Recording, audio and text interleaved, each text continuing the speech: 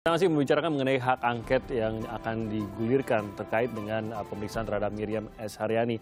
Ada sebuah sensitivitas bagi masyarakat yang menyaksikan rencana digulirkannya hak angket ini. Karena apa? Kasus yang dibicarakan dalam hak angket ini juga kasus yang berkaitan dengan anggota DPR. Betul. Sementara yang mengajukan pemeriksaan karena adanya kecurigaan sepertinya ada yang salah dengan pemeriksaan tersebut adalah anggota DPR begitu. Walaupun dari komisi yang berbeda dan mungkin ini adalah mantan anggota DPR yang sedang diperiksa begitu. Ini kan memunculkan di mata masyarakat awam ini samalah anggota DPR begitu, saling mencoba membela rekannya begitu.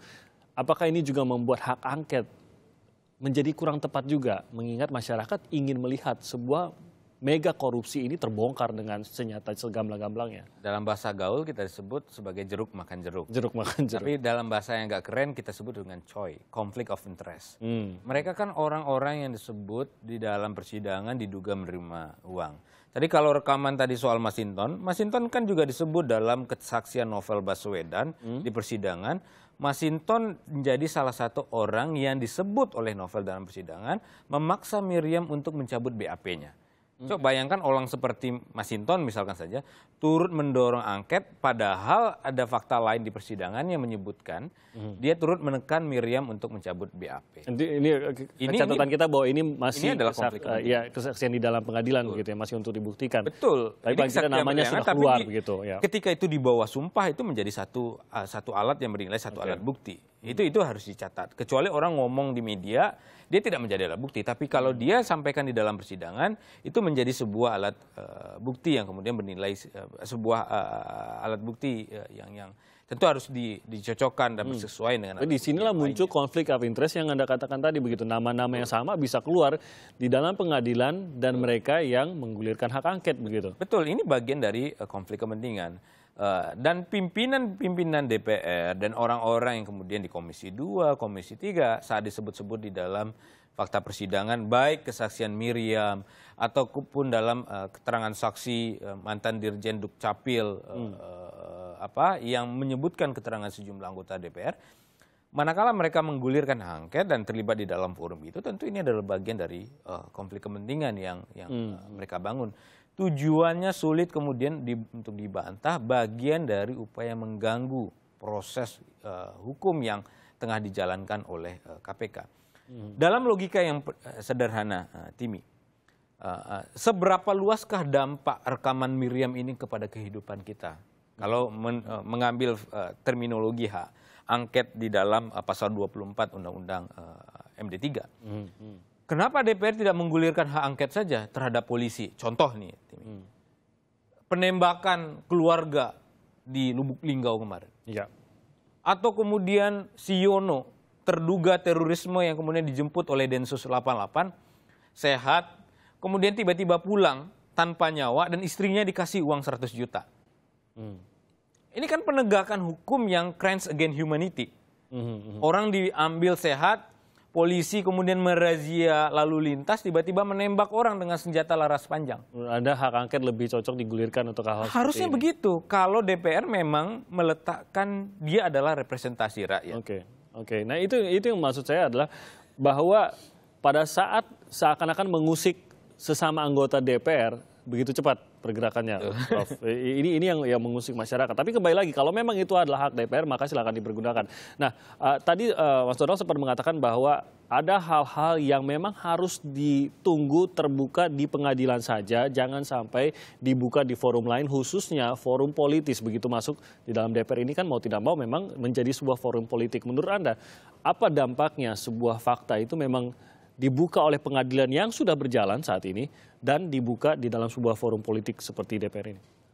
Ya saya kira jangan kita campur aduk ya antara politik dengan persoalan penegakan hukum. Nah kan sudah ada koridornya. Proses di pengadilan itu kan ada tata krama, ada etika dan ada normanya. Nah oleh karena itu ketika ini masuk ke dalam wilayah misalnya dipolitisasi, saya katakan politisasi kalau tidak mau mengatakan intervensi politik. Ini kan akhirnya pasal di dalam undang-undang kekuasaan kehakiman itu dari merdeka bebas itu tidak ada lagi nanti. Kan sudah masuk ini wilayah ini intervensi tadi. Ya. Kan hakim tuh harus bebas. Misalnya katakanlah mengemukakan mengajukan pertanyaan, kemudian saksi juga jaksa penuntut umum juga harus bebas mengajukan hal-hal yang dianggap memang akan membuktikan dakwaannya misalnya. Kalau sudah dibuka nanti ini kan sudah tidak lagi fair lagi. Ada hal-hal yang di sini saya kira melanggar asas-asas peradilan. Nah ini saya kira sudah tidak tepat. Banyak hal yang harus kita kritisi dalam hal ini. Oleh karena itu saya menyarankan, marilah kita berpikir secara proporsional. Kawan-kawan di DPR misalnya kembali kepada landasan hukumnya, yaitu Undang-Undang MD3, terus tata tertib, kemudian memahami substansi apa yang dimaksud dengan pelaksanaan undang-undang dan garis miring itu. Atau kebijakan pemerintah. Ini satu napas ini, artinya di sini letaknya bahwa sasaran dari hak angket itu sendiri adalah untuk pemerintah. Nah misalnya katakanlah ada presiden atau ada Kapolri yang dianggap melanggar daripada pelaksanaan undang-undang. Nah itu tepat, tapi ini kan KPK. KPK ini kan punya undang-undang tersendiri dan punya kehususan. Jadi ini yang tidak tepat. Nah DPR berjalan dalam koridor hak angket. Sementara KPK seperti kata Pak Agus Raharjo juga mengatakan bahwa tidak akan menyerahkan rekaman tersebut. Akan ada waktunya nanti pada saat proses hukum berjalan bahwa rekaman tersebut akan terungkap. Tidak atas permintaan DPR begitu.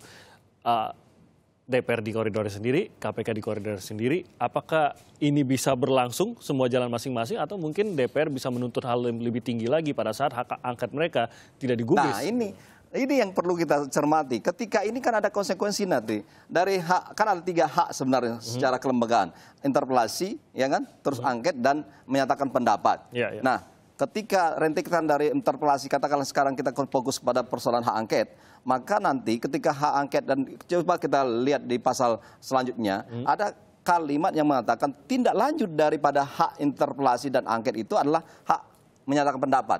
Nah hak menyatakan pendapat ini tujuannya kepada pemerintah, tidak ada persoalan ke KPK apalagi yang namanya penegakan hukum di situ. Jadi tidak bisa menyatakan pendapat tentang KPK begitu, tapi lebih kepada pemerintah. Jadi harus kita lihat satu rangkaian yang untuk melihat satu pasal ke pasalnya ini tidak hanya friksi dan hanya setengah-setengah atau dipilah-pilah. Jadi satu kesatuan. Makanya inilah yang membuat kita sadar bahwa ini sebenarnya hak angket ini salah alamat dan hak angket itu adalah untuk mengawasi secara substansi dan kinerjanya pemerintah. Jadi Anda yakin hasil akhirnya pun tidak akan sesuai dengan... Oleh karena itu ini yang kita tanyakan. Nanti hasil akhirnya dari hak angketnya apa? Apakah harus membubarkan KPK? Tidak ada begitu.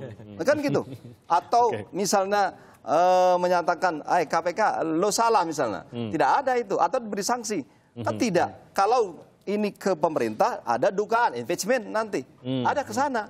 Ini kan harus sinergi ke sana. Jadi sistem berpikirnya harus lihat secara struktur. Tidak ada impeachment terhadap ketua KPK soalnya di sini ya. Jadi, ini problem. Jadi yang ingin Anda lihat bagaimana Mas Donald? Kita kembali lagi, kalau DPR berjalan di koridor sendiri, sementara KPK bersikeras tidak akan memberikan rekaman, berarti kan ini jalan sendiri ya. DPR tidak bisa disebut sedang berjalan di rodanya atau di relnya sendiri. Mereka tidak bekerja dalam rel angket dalam terminologi yang sesungguhnya. Saya sepakat dengan Prof. Juanda, angket itu point to government, bukan point to lembaga penegak hukum. Jadi tentu ini adalah 2 ranah yang berbeda. Itu satu hal. Bagaimana kemudian sebuah proses tapi tidak berjalan dan tidak berlandaskan aturan yang ada, tentu seharusnya ini tidak bisa diteruskan atau tidak bisa dilanjutkan.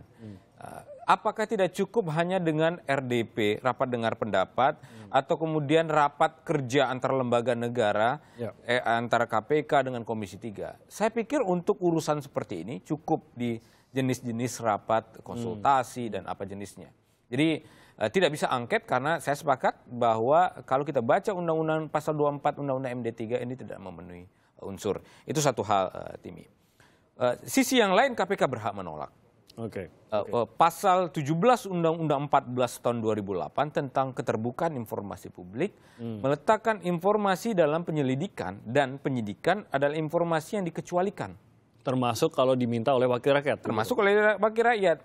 Kalau mau silakan gugat KPK di Pengadilan Informasi. Bukan melalui hak angket juga. Bukan melalui hak angket, silakan gugat. Oke. Karena disitulah forumnya, minta informasi itu gugat KPK di pengadilan. Tapi saya yakin Komisi Informasi pasti tidak akan mengabulkan karena dia menjadi informasi yang dikecualikan. Terakhir saya ingat betul dalam kasus rekening gendut yang melibatkan teman kita di ICW, Tama Satria Langkun. Kita berdebat dengan Mabes Polri di Komisi Informasi. Apa argumentasi Mabes Polri pada waktu itu? Informasi rekening gendut tidak bisa kami buka karena informasi itu masih dalam penyelidikan dan penyidikan. Kenapa kemudian DPR tidak mengangket juga pada waktu itu? Harusnya bisa mereka lakukan, kan sederhana begitu. Jadi memang ada double treatment, ada standar ganda yang mereka bangun, dan standar ganda itu memang diciptakan untuk mengganggu proses penyelidikan dan penyidikan IKTP. Kenapa? Karena mereka menjadi kelompok yang ini tadi kata Prof bahwa inilah yang harus bisa dibaca oleh publik begitu ya, hal seperti ini. Prof, terima kasih banyak sudah hadir di Sapa Indonesia Pagi. Mas Donald, terima kasih sudah hadir di Sapa Indonesia Pagi.